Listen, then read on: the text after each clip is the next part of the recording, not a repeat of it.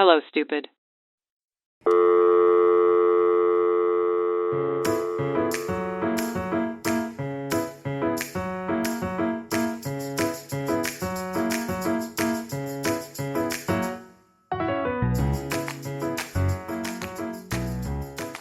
Hello, Sanya. Hi, Tama. How are you? I tried to sing a little bit there too. Yeah, it was beautiful. Should we try to harmonize? No. Okay. The fact that you were just about to. yeah, yeah. I had taken a breath and everything. How are you? I'm okay. Yeah, I'm still recovering from my cold. It hasn't been like 3 weeks. Everyone, calm down. We're recording 2 days in a row. That's why. But I feel I'm good. I'm good. It's just it feels like it's climbing up my throat into my nose, and so now my nose feels very stuffy for some reason, which is uncomfortable. But it's Uh, fine. I'll be fine. a stuffy or like blocked nose literally is the worst thing. Oh, I know. I know. There's like I a want to meme. see if I can get like. I need to talk to my doctor. Add it to the list of things I need to talk to my doctor about. But if I feel like my nose, like the airways are constricted or whatever, like I want it to be breaking up and like wide open. So you want a nose job? I'm a little confused what you're asking for No, there. no, so there's a condition. I just don't know the term for it, but there's a condition where like your nose. Like a deviated septum? Yeah, that. Just so you I know, to fix that, it's technically just a nose job, right? no, Yeah, it is. really. Yeah, it's because I knew this girl in high school and she had a deviated septum and she was like, "Oh, I'm getting surgery to fix it." She comes back with a nose job and we're like, "You just got like your a nose job." But it's like that's what they fix because your nose looks like that. So it's like a Oh, lot of people that do get nose jobs lie and say it's a condition, or some people actually just have a condition, but you get a nose job out of it. but I like my nose though. Yeah. Like I And then don't I want don't think you also have a deviated septum. no. I just know it's always been very difficult to breathe by my nose. Like when I was a kid, like my dad was really, really like always angry at me when we were eating because I was eating with my mouth open a lot. But it's because I Oh. couldn't breathe. Oh. Interesting. Yeah, look into Yeah. that. So, um, did I ever tell you this? I have a friend who literally told me that like if he went to get a nose job, he would bring a picture of my nose to the surgeon. No way, what a nice compliment. It's a very nice compliment. I was a little bit taken off guard because no one ever complimented my nose in my life before that. Mhm. And I was just like, oh, that's a bit creepy. You're going to have my nose? Yeah, yeah, I guess you But do have a nice nose. I've never looked at your nose like that. Now I I can't don't, stop looking at it. I don't even know like how, like what qualifies a nose to be nice. Like, I don't think I ever paid much attention to noses, people's noses. Guess, like generally speaking, proportionate to your space. I guess. But mine, Um, is it? It feels big. and like I feel like a lot of people are just insecure about their nose. Do you like Um, yours? I didn't growing up. Um, I can see but why. No, I'm just kidding. Just kidding. I did it growing up. You know what? My mom, she added to my nose insecurity because she always makes fun of my sisters and me. And she'll be like, "You have a big nose like your dad." And I'm like, just tell us we have a big nose. And then she made fun of our nose. But like, I think I've grown into my nose. yeah. Contour helps. Oh. But yeah, no, I don't hate my nose. Yeah, but I do think that's like a thing that people, hate more. Focus about. Yeah, I know. Yeah. Yeah. I don't know why. I've never even paid attention to mine, to be honest. So it's Yeah. just never been a thing for me. But I guess because it's in the middle of your face, you literally can't look away. Can't miss it. No. Yeah. Anyways, how did we get to noses? Oh, because your It's nose is stuffy. blocked. Yeah. That sucks. I know Oh that my god. was I was when I was sick like last week too, my nose was blocked the most. Or I hate a runny nose. Oh yeah. I hate a runny nose. Like I hate when you're talking to someone and you feel your nose like just leaking. Me, it's when I was in the service industry, and then all of a sudden, like I'm taking an order or something, and I can feel my nose like slowly dripping. I'm like, oh no, I need to walk away from this situation now. And then you like try and like, do a little quick little finger Hmm. wave, but it's like more than you expected. And then you're like, Yeah, then you just chill with this on your finger. yeah, Yeah. yeah. Noses. Yeah. They're just there being annoying. And they have hair in them. Mm, they're they're they're great. Anyways, other than that, yeah, I guess we should let our listeners know we are pre-recording because as you're listening to this, we both will be on a trip. Oh, it's true. Yeah, Uh, yeah. I'm so excited. yeah, you mentioned last week that you're going to Taylor Swift Yeah, in Portugal. yeah. And you are going to I'm going, Dubai. yeah, I'm going on my honeymoon to Oh, it's your honeymoon. It's Dubai. true. I keep forgetting. Yeah, I keep forgetting too. And now I'm like, you know what? I need to start telling people because you only go on your honeymoon once. True. Yeah. Maybe. Yeah. Sometimes you go more. Sometimes you go with multiple people. But hopefully this is just once with me. Hopefully. Right. But yeah, me and Avril are going to Dubai and then we're going to Milan and then London for my friend's wedding. It's a very fun trip. It's such a random trip, also. Yeah. Like the itinerary doesn't have like a Any rhyme or rhythm to it. exactly like a theme or anything, but It I makes like sense it. in my head. There's a theme in my head, but that will remain in my head because I don't think it makes any sense out loud. Oh, okay, great. Um, yeah, so we're pre-recording. Yeah. Yeah. But if you're listening, don't forget to like, subscribe, recommend it to a friend. Tell us we're doing a great job and we'll appreciate you. Yeah, we'll see your little message and notification from I was going to say the beach in Dubai, but I don't know if you'll be at the beach. Is there a beach in Dubai? Oh yeah, there's Yeah, beaches there in is. Dubai. Yeah. Yeah. Yeah. Or from the Taylor Swift concert. And I don't know why I just pretended like I'm going to the I concert. know. I was I'm like, are you going to tell people you're going when you're not? no, Justin will be at the concert. I'll be having dinner by myself in Lisbon, and it's going to be fantastic. Yeah, you'll be having so much fun. I really I'm want to go to excited for it. Portugal. I've heard it's Yeah, amazing. yeah. Well, it's my episode this week. So, do you want to start us off with an icebreaker? Yeah, your first even number episode. Yay! All right. So, the little icebreaker I have for you today is if you had a superpower to do anything, what would it be? Oh, why? I have an answer to that question usually, but the fact that you added to do anything in there kind of throws me off. Like, what do you mean a superpower to do I anything? don't know. That's how it's worded. Okay, just any superpower. Yeah. Okay, Yeah, exactly. Yeah. To do you almost. anything. I mean, like, and anything. If you get any kind of superpower, what would Okay, it be? I want to speak every language in the world.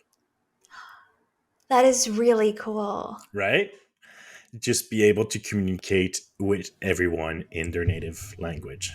That's actually really cool. And that's kind of like a realistic superpower, I would say. Like, I don't. I no, wouldn't say realistic. but like I like it because it's not like I mean it's Like achievable. without studying. Like Yeah, the big part here is that I don't have like to you just have study Google Translate in your head, kind of thing. it. Yeah. That's really cool. I Right. like it. Yeah. I think that would be surprisingly much more handy than people expect. And it's like Hmm. passive. I don't need to do any fighting. Yeah, Mhm. I like it. I'm a conflict solver. You'd work for the UN and go to every country and speak in their language and Yeah. change the world. The UN or highest bidder. Exactly. I think mine would be like I could control people's minds. Oh, that's dark. Like I wouldn't Not control. read their mind, control their Yeah, mind. not read their mind because I don't want them to know if they're talking shit. I don't want to know if they're talking shit about me or thinking shit that I don't want to know. I just want to be like, give me that glass of water, and they'll get it, and like give me everything in your bank account, and they'll Oh, give me. that's dark. Yeah, but like I think like that's a good one because like yeah, exactly. You can just control when you want and control when you don't, So I could still like live my life hopefully and like not let it take over, but I could be Yeah, it's rich just living my life. anyone around you can't live their life, apparently. Yeah, but they won't know. I'll keep it a secret. I won't sell it to the highest bidder. I just become a millionaire. Everyone will be like, how'd she do it? You know that there's no way with that power that you don't become a supervillain. Like this does No, not. I could There's use it no for good. Like how. if someone's like trying to Remove kill consent someone, from people for good. but if someone's trying to kill someone, be like, don't kill them. All right. Don't Okay. rob this bank. Just I'm You gonna go to the literally teller said you'll instead. make people give Well, you like I money. wouldn't like yeah, like I would be like I would go to like Elon Musk and be like, you have millions of dollars. Can I have like 2 millions? Then go to Bill Gates, ask for 2 million. Like I won't like go to poor people and ask for their money. I still think that's supervillain arc. That's like, yeah, it's like origin story. Maybe give me that power and find out. I'm kidding. Meanwhile, I'm here like being able to say thank you I in everyone's know. language. You still have to make money to travel all over the world. Which I'd convince someone to give me extra money and then I'd give it to you and you'd be like, oh, Sonia's the best. Yeah. You'll just You make me think Sonya's the best without my consent. True, I wouldn't actually even give you the money. Yeah. Tell me I'm the best. Right. Well, then, that took a turn. Yeah. Um, But share with us what you'd want your superpower to be and if it's better than the one I came up with. Because I do think that's like the coolest one I've heard. Thank you. Like I'm very proud of it. the most like I think it's like realistic. Like mine isn't. No, No one has a mine is not superpower. realistic either. But Ish. it does feel like the thing that like you hear like someone got struck by lightning and wakes up and knows like a different language. I just Hmm. have to get hit by a very strong lightning bolt. Okay, I think it's realistic because, like, with technology, I think someone could create like a microchip that you put in your brain that has like Google Translate in it. That's the way I think it's realistic. But that's boring. I don't like that. I don't want Yeah, that. true. I don't want that everyone talking to me sounds like it's English, or Yeah. I want to be able to talk in so many different languages, and also like I don't want you to understand if I'm talking Farsi with someone, Mm, yeah. right? Okay. Now you're using it to be evil. Right? Language villain. Just not evil, just spiteful. All right. Do you want to talk about something completely different? Yeah, let's get into what you have for us today. Well, you can start us off by telling us what do you know, sorry, about squatters' rights or adverse possession laws, as they are also known. Ooh, okay.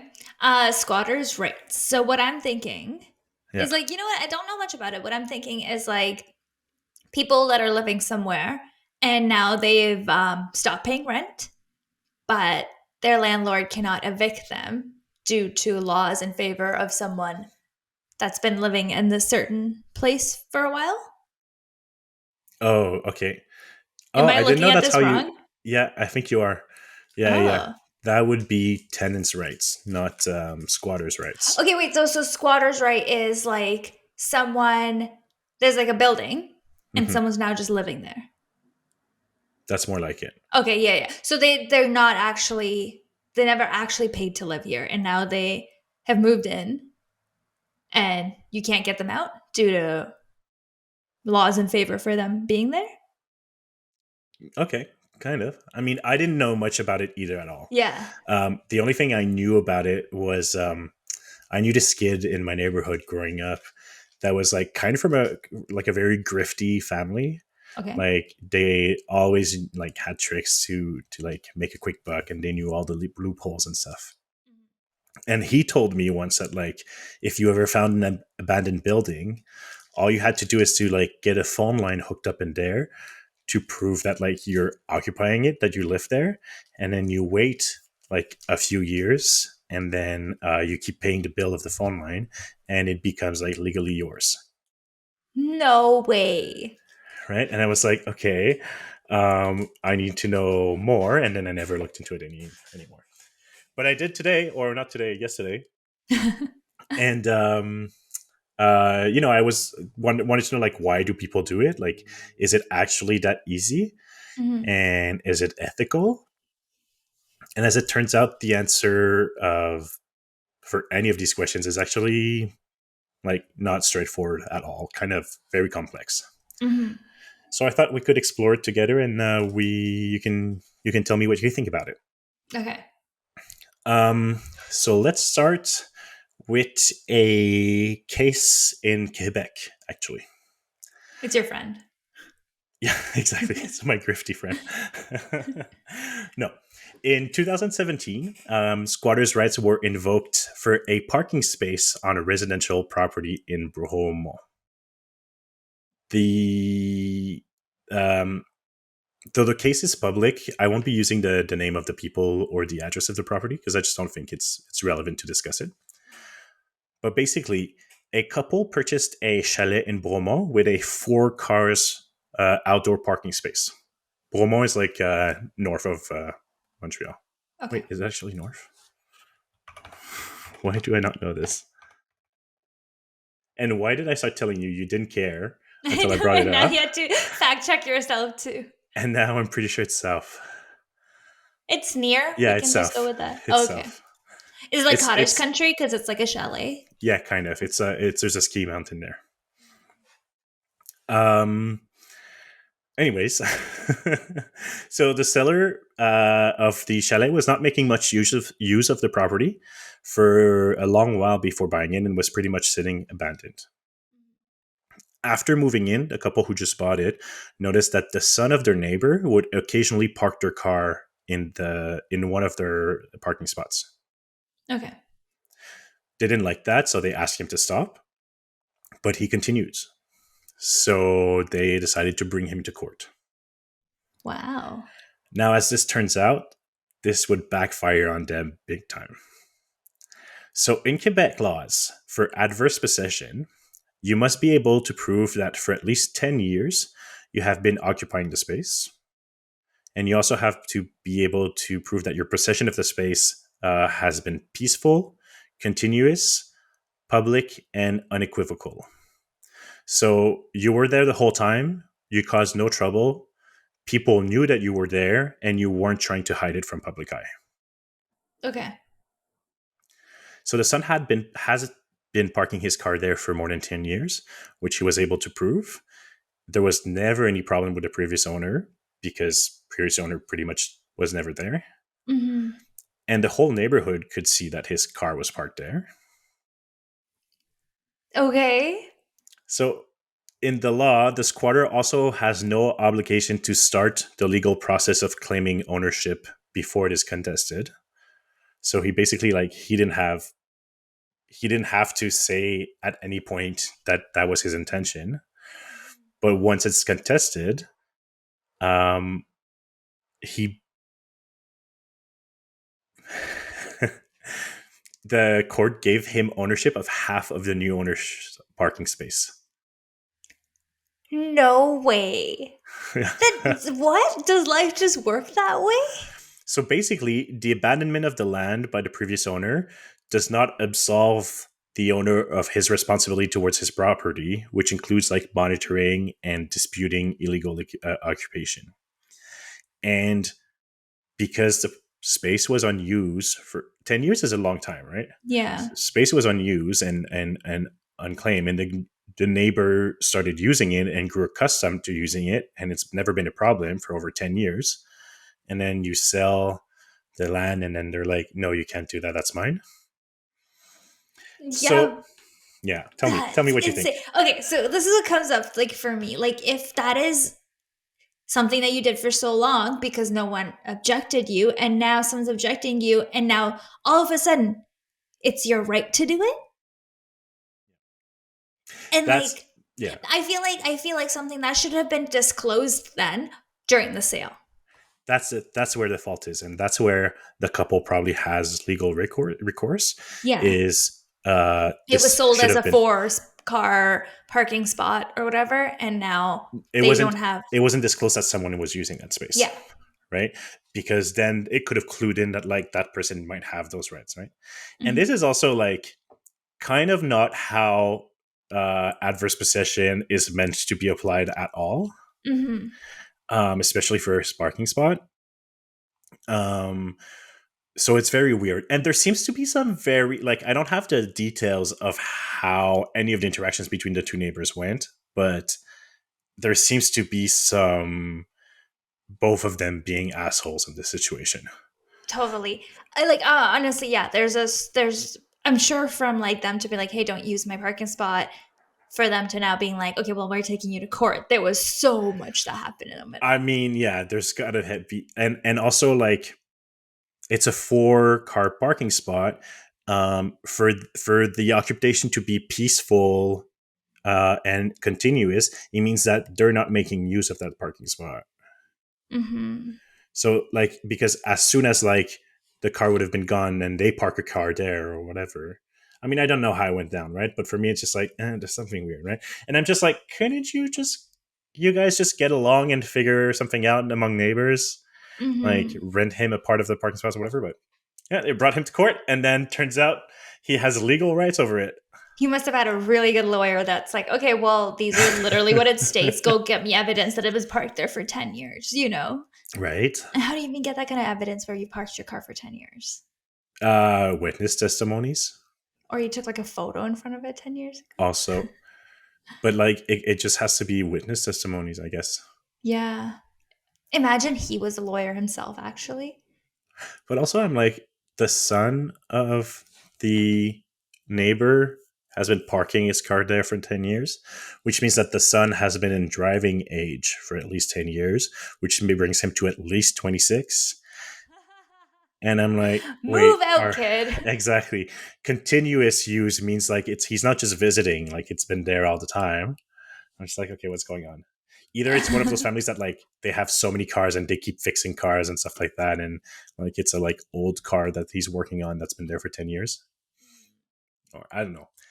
Everyone in this situation seems like an asshole. And I'm also imagining, like, you know how you're like, well, clearly they don't have a fourth car that they just parked there when he moves his car out. I'm imagining just like a beat up looking car. That's why they didn't want it near their property. They're like, what's this ugly thing? Yeah, I don't know what the situation is, right? Yeah. So, but like obviously it sucks if this would happen Mm-hmm. to you if you just bought a property. Mm-hmm. It's lame. That Um, that sucks. so, what is squatting? What is the adverse possession? Squatting is a complex and controversial issue that has sparked many debates across the globe. Some view squatting as a form of housing activism, and it challenges the existing property laws and address the issue of homelessness. Whereas others view it as a violation of property rights and illegal activity that's ought to be punished by law. Squatting is always on the rise in times of housing insecurities and affordability crisis. Squatting can provide shelter for those who are homeless or in need of affordable housing, and it can help revitalize abandoned or neglected areas.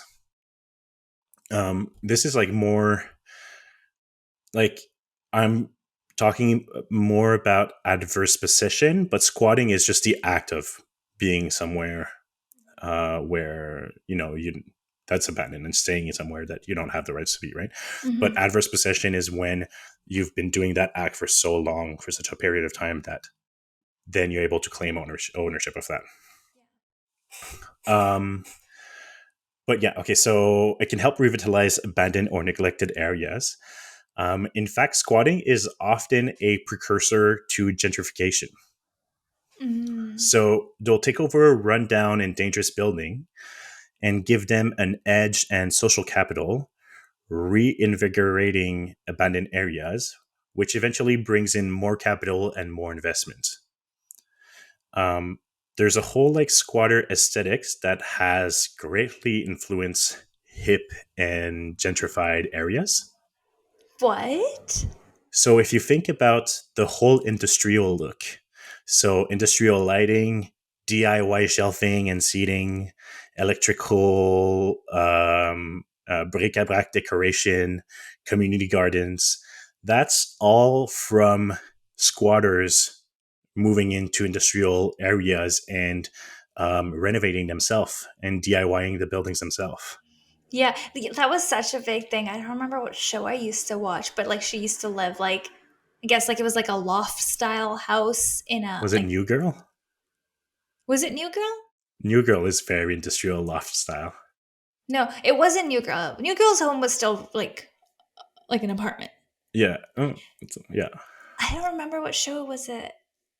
I can't remember, but like yeah, like it was like literally like her ceilings were like like exposed brick and stuff like that, and it would Hmm. just look like and it was just so cool to me, and I was like, I Yeah. want to live there. But now growing on, I'm like, I do not want to live there. It looks cold, Yeah. like cement everywhere. Or like in Rent. Yes, Have you yeah, yeah, seen the show yeah, Rent, the yeah, musical? Yeah. yeah. Um, but those are styles that you'll find a lot in like very hip, trendy areas, right? In fact, a surprising number of squatters were architects and planners. They're like kind of the original like fixer uppers. Some squats in Berlin in the 70s and 80s had some workshops and hosted some clinics to teach others the skills they needed to repair, rehabilitate, and just renovate their apartments. No way. Because when you're squatting, you can't really call a plumber to come fix the place, right? You have to do Yeah. it all yourself. More importantly, squatting has a very strong sense of social activism to it. They're fighting the housing crisis by literally taking the matters into their own hands, right? So they're making homes out of abandoned spaces. Um, and it has a bit of a take from the rich to give back to the poor kind of sense to it, I see that. right? And finally, the movement has helped put in place a lot of today's tenants' rights, especially laws regarding evictions and housing discrimination are built from the squatting communities and values of the past and those legal battles in the past. One of the key dilemmas surrounding squatting is the tension between property rights and human rights. So, on one hand, property owners argued that they have the right to control and use their property as they see fit. On the other hand, advocates of squatting argue that housing is a basic human right and that squatting is a necessary mean of addressing the issue of homelessness and house inequality. So, squatting can also lead to conflict with property owners and other members of the community, which can create a safety and health hazard, which is also to take into consideration in the ethical issue, right? Because it creates some tensions. And it's not only the conflicts that can create some hazards, but also the whole DIY aspect of the renovations and also the state of some of these buildings are just not safe, right? So there is that to take into consideration as well. Some squatting groups are more organized than others. In Spain, for example, there is a coalition of housing activists, that is reclaiming foreclosed homes. So, formed in the face of the recession in 2009, the grassroots organization has battled back against housing crisis using squatting as one of their primary tactics. The property owners targeted in these situations are the banks that are foreclosing on people defecting on their mortgage payment during a nationwide financial crisis, right? And then not reselling the house because no one could afford them, so they would take back those houses by squatting them. This movement was greatly supported by the public. In fact, Barcelona's current mayor, Ada Colau, was one of the founding members of this organization. Right. So, like I said, like there's often a very activist fiber to it. Should we look into Canadian laws a little bit? Yeah, I'm so curious. It's interesting also from the perspective of you being a property owner and me being a renter to see how you'll not necessarily how you'll react to it. I'm pretty sure we'll have the same views and questions surrounding this, Yeah. but more of your preconception about squatting going into this. Hmm. Immediately, Well, it was about like tenants, I thought it right? was tenants. Yeah. Yeah. Um, but it's not. It's just going somewhere. So, I mean, to me now, like thinking for what I thought it was, if it's not tenants, you're not really affecting anyone. Mm. You're affecting people, but you're not affecting, like, it's not, it won't affect you as a condo owner going on vacation for a month, for example, you know? Or even if you had a second property like a chalet that you're not living in because you're putting off some renovation and you don't have the money, so it's sitting empty for like 2 years, it's not going to affect you either. Hmm. It could affect you if you just, um, inherited from a house overseas from your parents and you just, it's in a state of disrepair and you never go there, then yeah, it could affect you.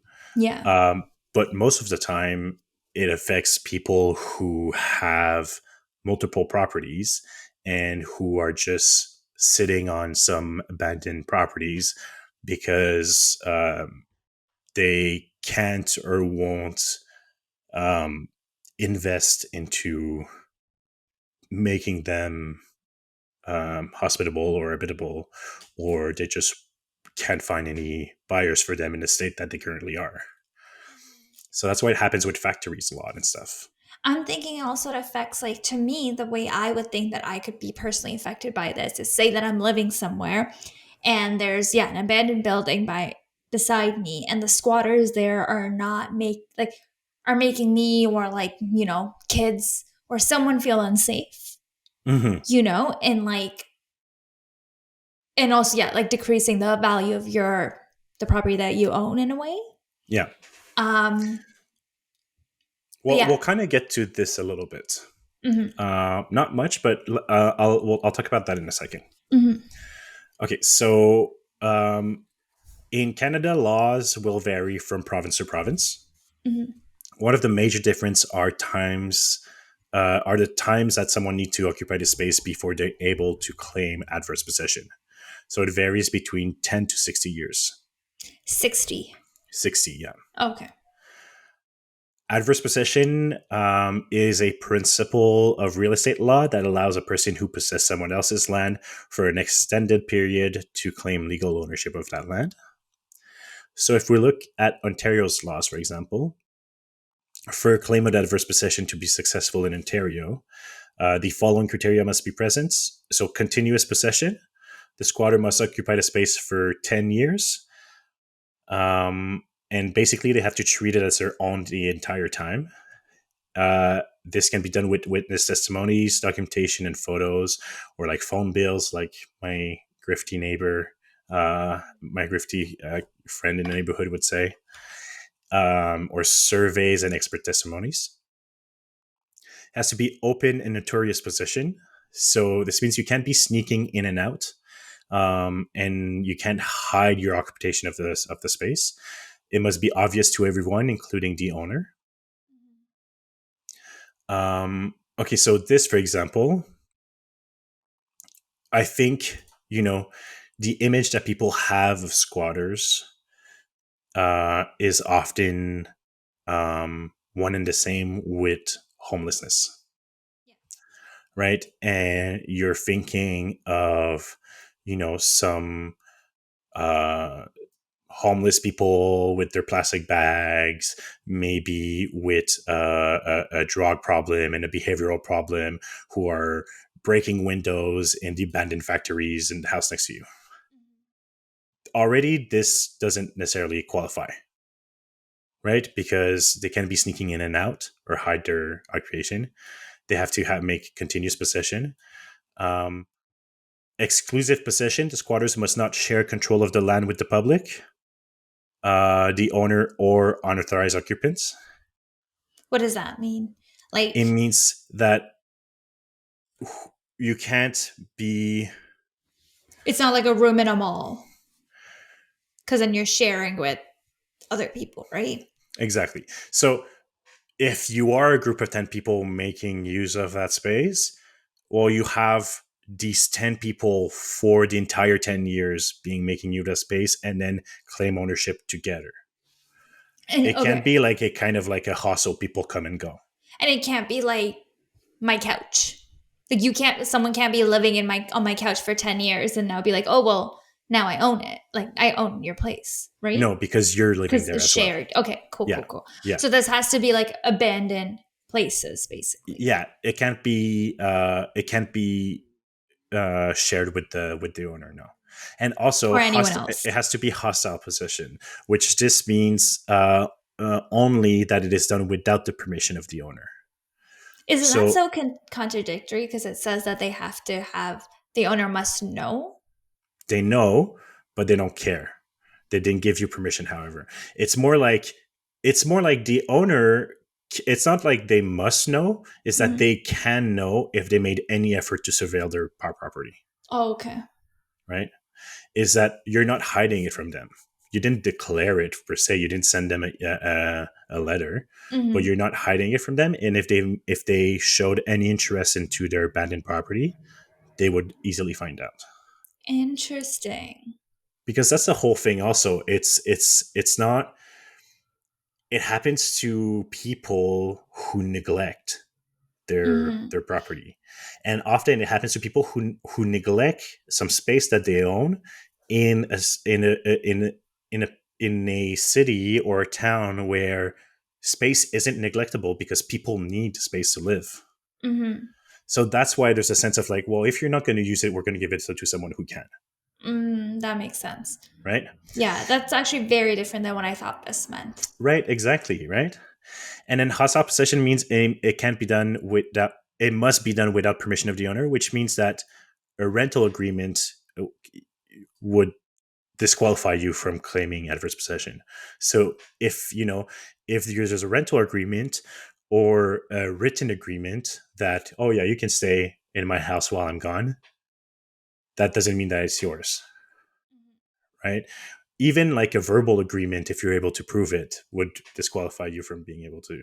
So if you lend your house to a cousin because you don't live in the country because of a contract for the time, they can't claim possession over that house afterwards.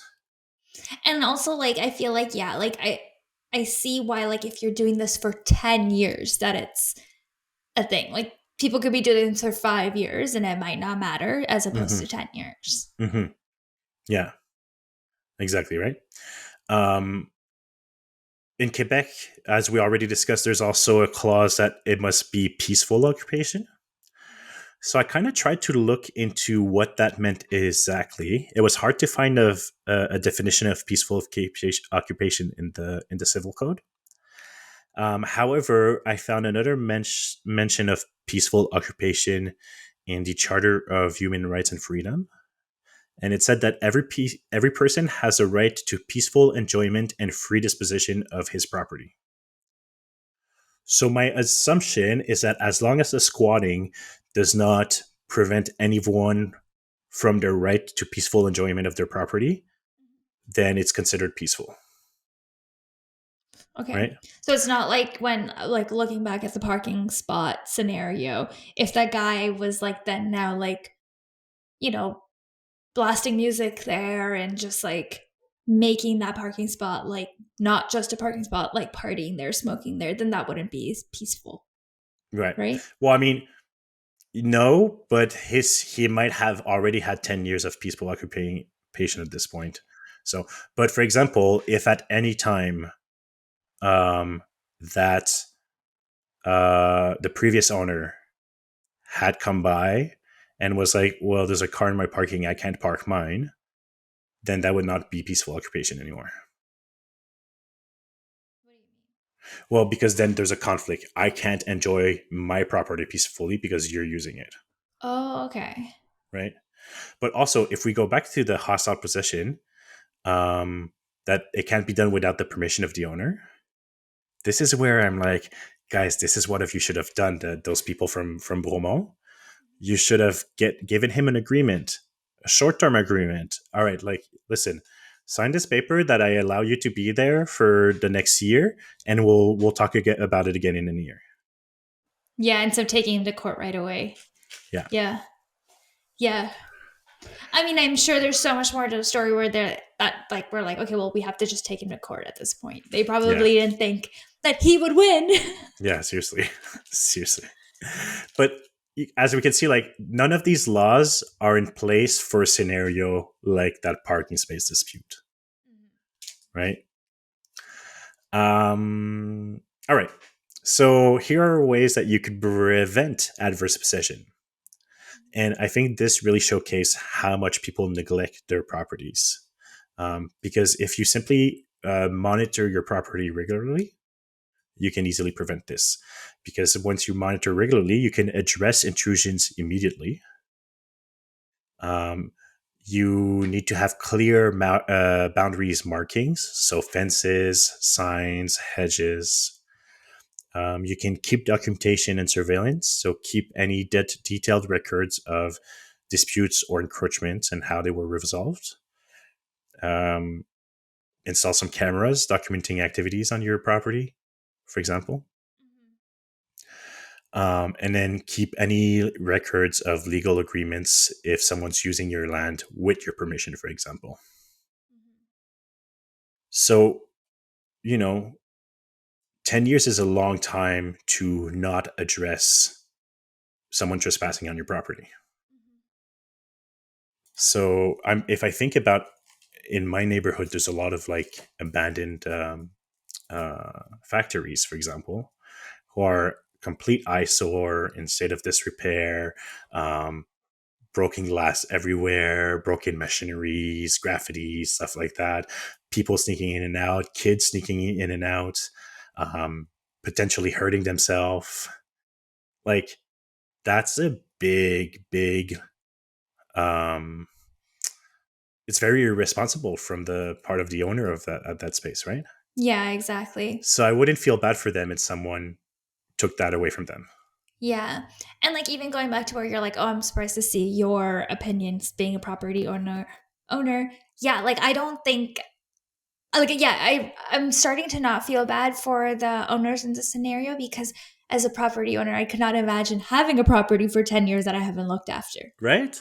You know, and if like somehow I inherited a factory or something like that Yeah. and at this point there are no squatters, I would try and like sell it and like, Yeah. make some money off of it, sell it to Yeah. be or like, take it, tear it down and get something actually nice built on it than just have an abandoned building. So it's not always as simple as that.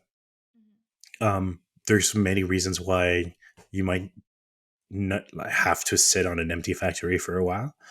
Um, Zoning laws, for example, might not be residential. You might not be able to resell it as a residential property, but there's also no buyers for factories in the city anymore, right?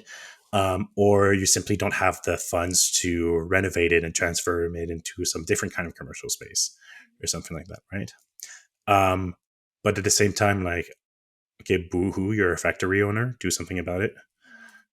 It's like, okay, well, I get Yeah, it. keep a better eye on it, you And know. it's just like, well, you might not want to make the investment, but you still have the possibility of making the investment and making money off of it.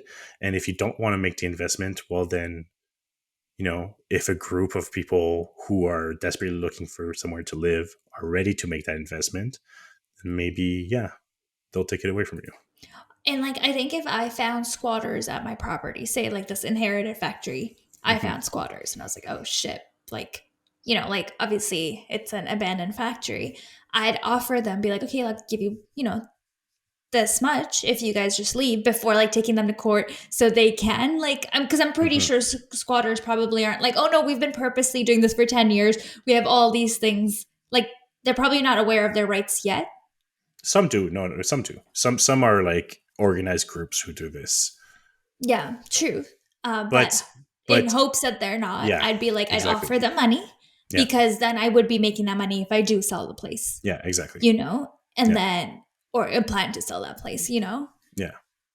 And this is a real rare scenario where you inherit a factory and you have no financing to do anything about it.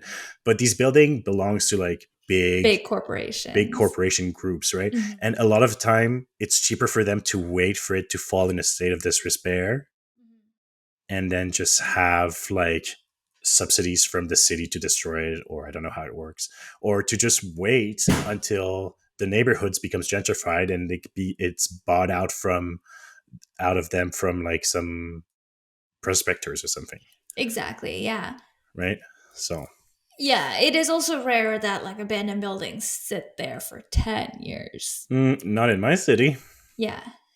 Not like There's a lot. there's a lot, right? Yeah. You know what I have noticed in Montreal? Oh yeah, yeah, yeah. There's a lot, and like they are old. Yeah. You should go look in there. Become a squatter lawyer. Be like, do you guys know your rights? Yeah. No thanks. All right. So if you're not able to prevent squatters, this is what you can do.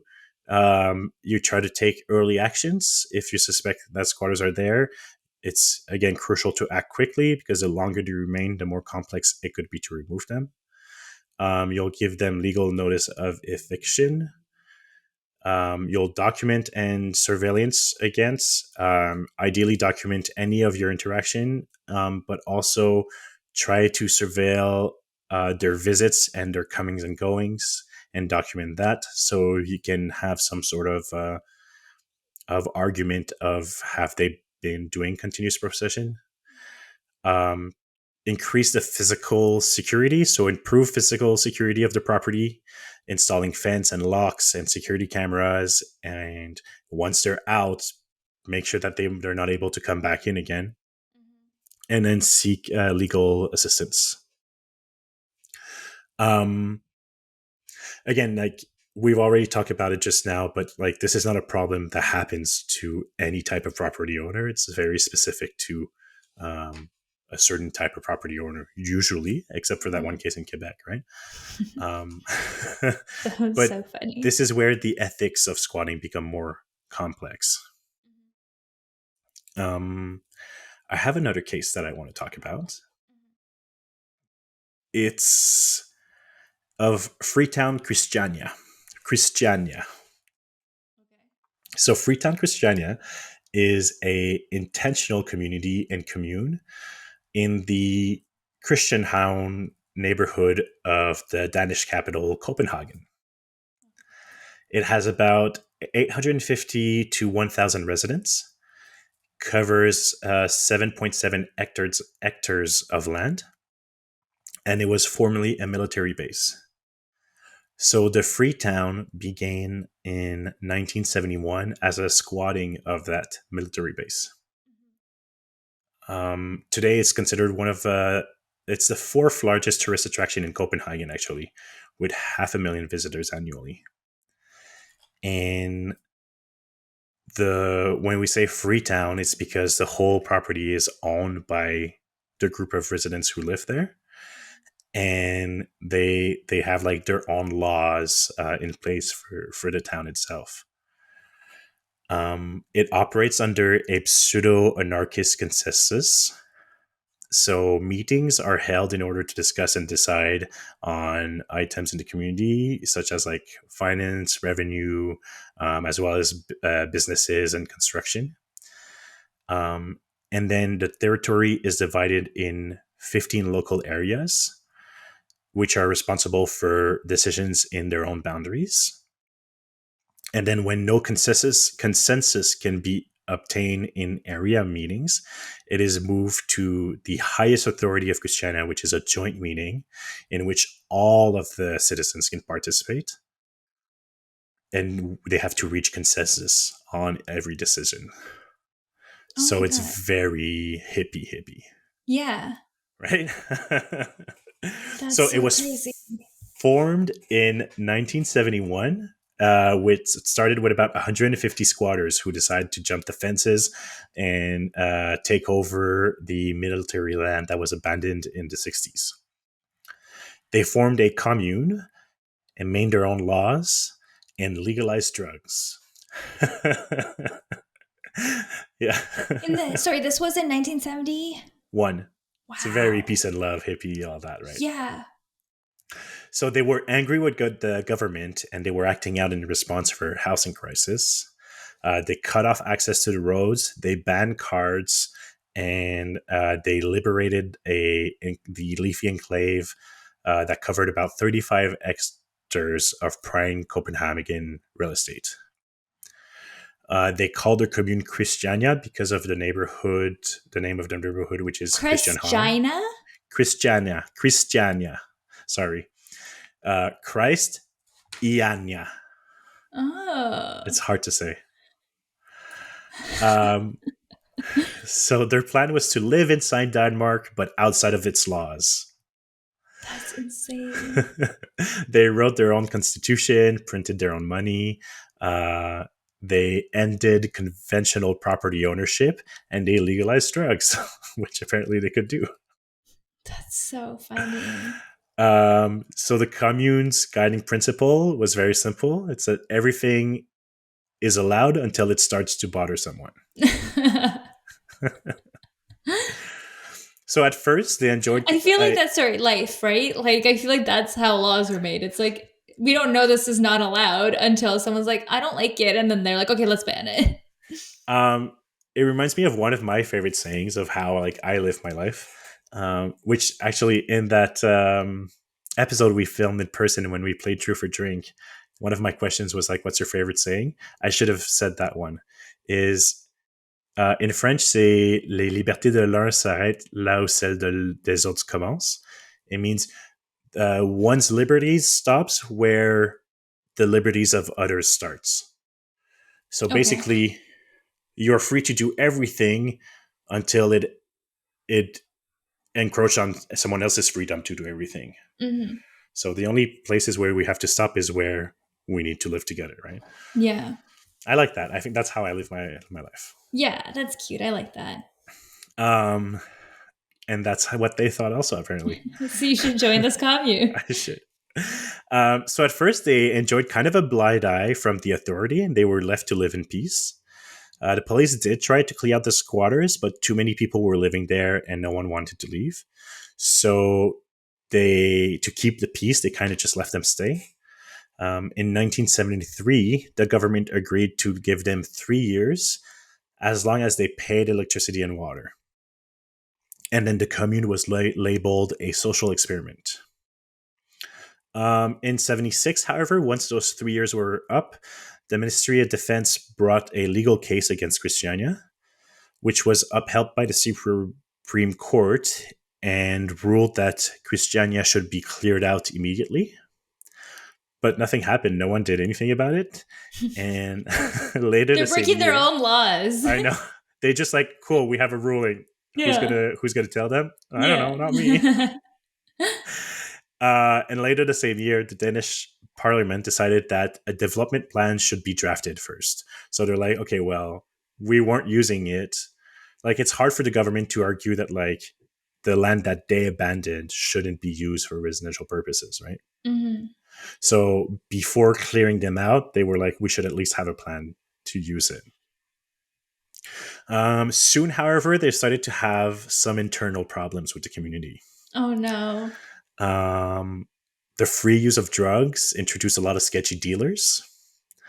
And the heavy use of hard drugs meant that people were dying from overdoses a lot. Oh no. Mm-hmm. So residents did their best to take matters in their own hands. In 1979, for example, they started a junk blockade. And for 40 days and 40 nights, residents patrolled the buildings where hard drugs were sold. They pushed the dealers out of the community and started offering aid to addicts. However, in the 80s, biker gangs starts forcing their way into the community to try to overtake the drug market. Oh. Famously, there was a turf war between the Hells Angel and a gang called the Bullshit Motorcycle Club, which escalated into violence pretty quickly. The bullshitters, um, actually, sorry, they found the dismembered body of a man under the floorboards of a bullshitters biker shop. Oh no. Yeah. Um, and so at that point, the community and the police, as well as the Hell's Angels, like broke up the bullshitters and cleared them from the area. And then the community from that point on put a law that biker jackets were banned from Freetown. So you can't have any biker jacket in Christiania. In 1989, the Danish parliament finally legalized Christiania, which gave legal rights to the residents to live there. So Um, that development plan never happened. nope. Okay. Not like, yeah, we're over it. Let's just let them live there. Just give it to them, yeah. Yeah. Wow. Um, however, the government and the commune continued to wrestle for decades, and they said that by 2010, they received like dozens of eviction notice. But Mm-hmm. there's too many of them. What are they going to do? Mm-hmm. The number of residents grew to around 1,000 residents. There's now it's very organized. There's like an office set up to sort out tenancies and to maintain buildings. There's sewer lines that were laid. Um, they renovate the old buildings, and there's a few rules in place. Mostly no violence, no gangs, no guns, no cars, and soft drugs like marijuana and hashish are allowed, but hard drugs were banned completely. No way. Yeah, I am also just looking it up and it looks very normal. it looks very normal. I imagined it to look like, yeah, crazy, but it looks like a normal European Yeah. city. Actually, it Um, looks cute. I want to visit. well, a lot of people do. It's one of the biggest tourist attraction in Copenhagen. That's crazy. So the commune soon gained a reputation for its drug market, which was called Pusher Street. Very original. The market has only two rules: no photographs and no hard drugs. Oh, But the town is not just party and drugs. There's a lot of families with children who live there too now. okay. Um, in 2011, however, the government made the commune an ultimatum, sorry, to either buy the land or someone else would buy it. Um, but the commune managed to raise the funds and get a mortgage from the bank, and since then has been they purchased the land. Now it's officially theirs, That's crazy. right? So in 2011, that's more than enough time since 71 for them to be able to claim adverse possession. But I guess it didn't work with the laws in Denmark. But eventually they bought it. And other than social services and hospitals and schools, it's pretty much self sufficient. There's like shops, kindergarten, restaurants, cafes, everything you need. Um, it's not perfect, however. There's still some problem with drugs. Um, and it's also very difficult to reach consensus with 1,000 residents for any decisions to be made. So decisions are very slow to be put in place if they're ever made at all. There's also a problem with the locals physically enforcing the rules. So sometimes they're making violent threats, and in some case are forcibly removing unwanted residents. So not great there. But yeah, It's the like it's biggest the squatters are turning into their own government, you know? exactly, yeah. The It feels OG very much squatters. like is it Animal Farm? That book. Have you read Animal Farm in school? Why does that sound familiar? Lord of the Rings, is that what you're talking about? Not Lord of the No, Rings. Lord of the Flies? no. Animal Farms. It's the farm animals who like literally take control of the farm, and I but have then heard of they descend this. to chaos. Who's it by? George Orwell? I think so. Yeah, I think I have read it. Yeah. yeah. It's Orwell. Yeah. Okay, I have read it. Anyways, it's very much that. But their biggest problem, like I said, is drug. Uh, the In 2016, the police estimated that the drug trade is about 150 million dollars in sales every year. Despite the commune requiring cannabis sellers to be residents, gang will use locals as a front to sell their merchandise, and like it's a serious business for gangs and bikers. In 2016, a person believed by police to be carrying earnings from cannabis was shot has shot two police officers and a civilian after being stopped. So there's still Wow. some gang violence that's happening there. Yeah. Um, the community is asking for tourists to not go to Pusher Street, to not come to Christiania to buy their drugs and to buy them outside of Christiania, because it's just encouraging You can this. buy drugs, just not there, please. Well, it's like they legalized drugs, but now they're like, it's been taken over by gangs and by bikers. So they're like, please don't come buy drugs here. We want them to leave. Yeah. We don't want them to stay here. So, That's but crazy. a lot of that tourist that happens to to to there is for the drug market. So Hmm. they're kind of stuck in their own of a prison of their own doing kind of thing. Hmm. So yeah, that was another fascinating case of squatting that I came across. It kind of made me think also, like, wait, could someone like take ownership of, like, squat and claim adverse possession for the Paris catacombs?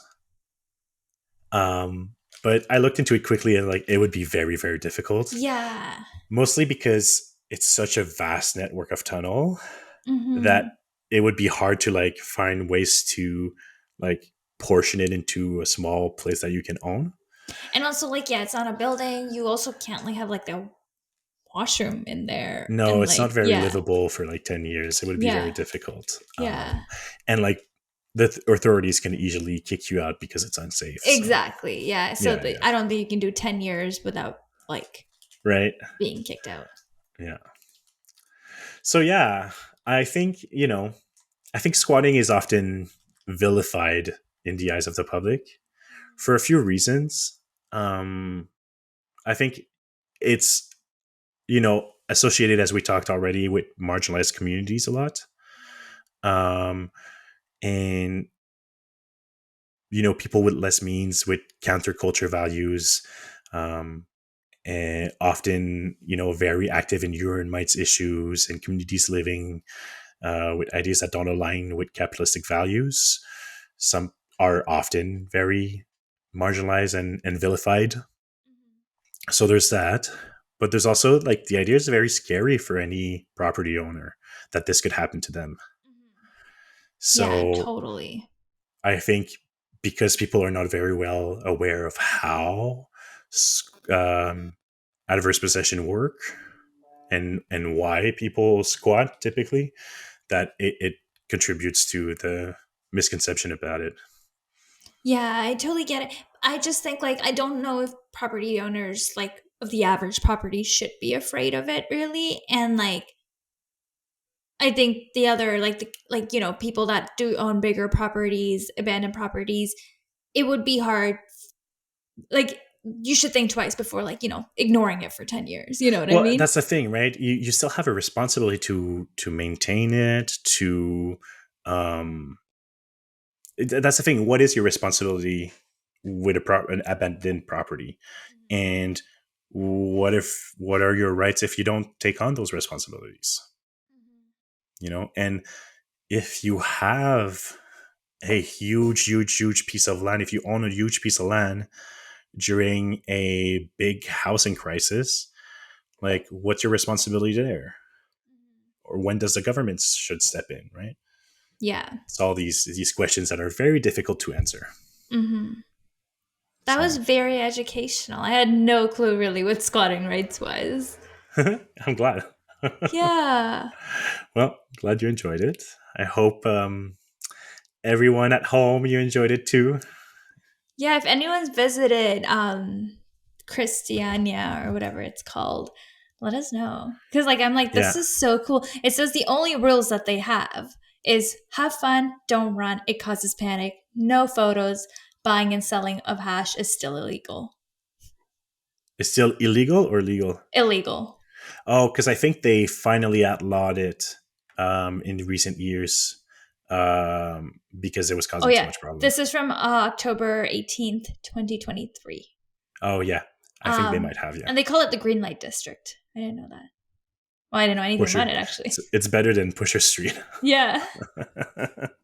Yeah. Or actually, if anyone has personal stories with squatting, please share that. I'd love to hear them, and then we could do a little update on air. Yeah, you can always email us if you don't want to reach out to us on social media. Our email is tellmelikeimstupid@gmail.com. Correct. All right. Well, thank you so much, everyone, and we'll see you next week. See you next week. Thank you for listening. Bye.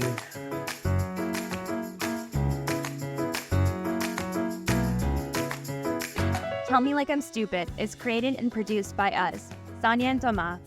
You can follow us on Instagram at Tell Me Like I'm Stupid.